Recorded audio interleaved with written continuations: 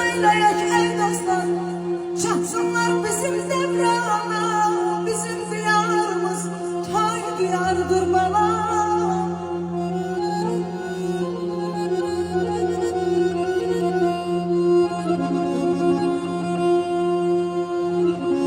Mekke'nin yolunda çiştirdim kümbet.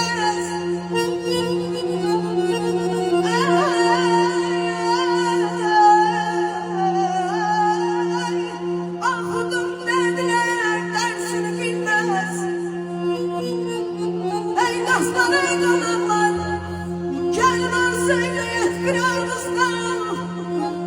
Bizim bey gelir sahlasına göze görür.